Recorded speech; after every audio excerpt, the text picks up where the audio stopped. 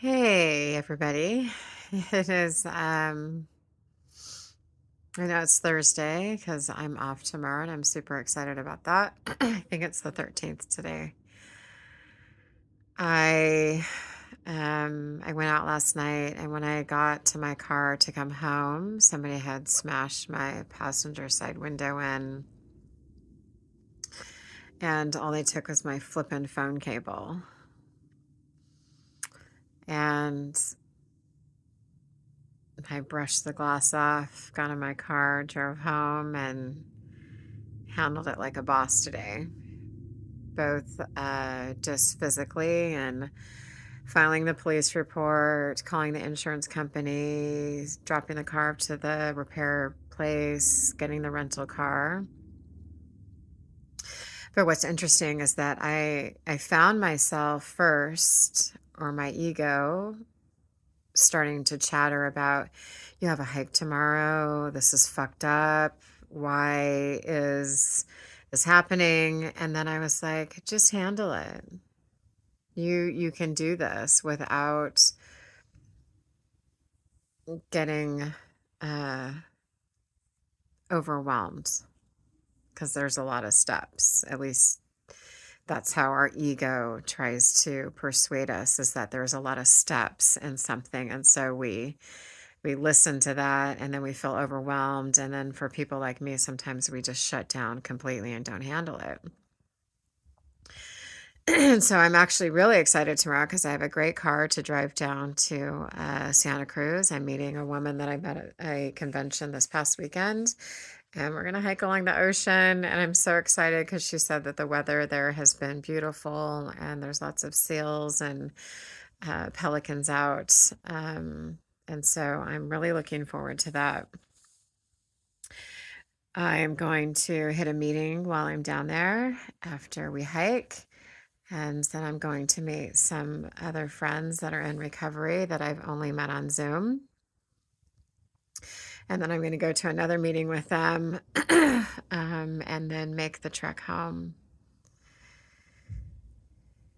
Today, I dropped my step 8 with my sponsor.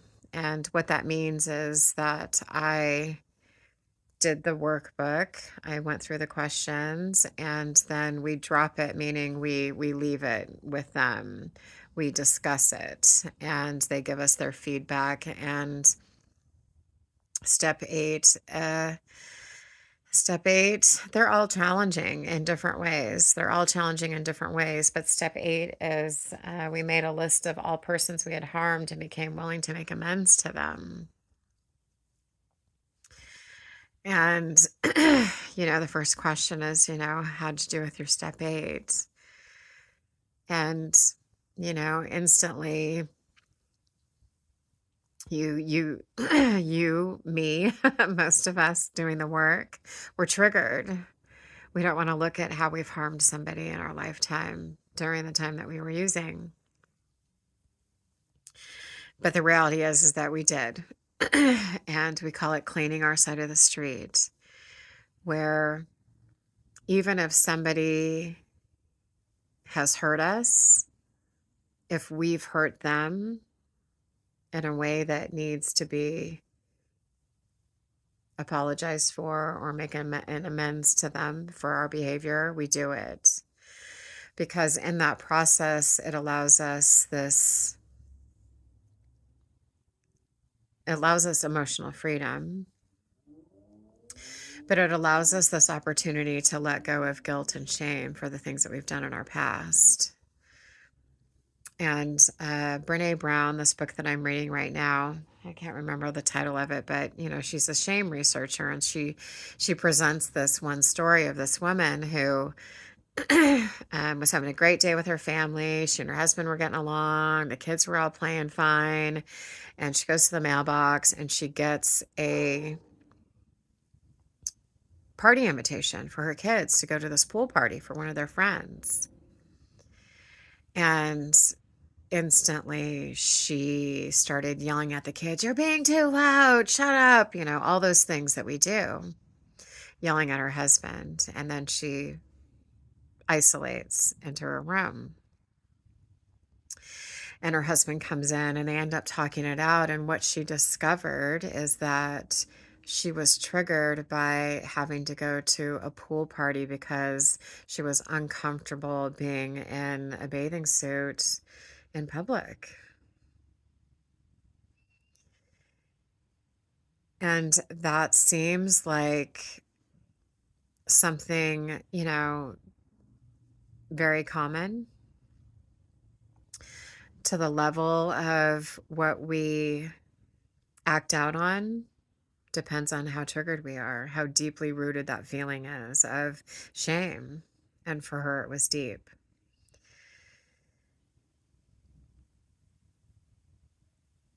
I have,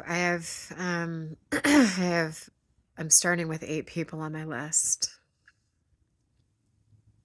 And we start with the ones that we did the most damage to. And so slowly but surely, we move to step 9, where we actually make the amends with these people. And I know for myself that I want to make these amends. I know that I'm holding on to it. And when I get triggered by it, then I reach for food.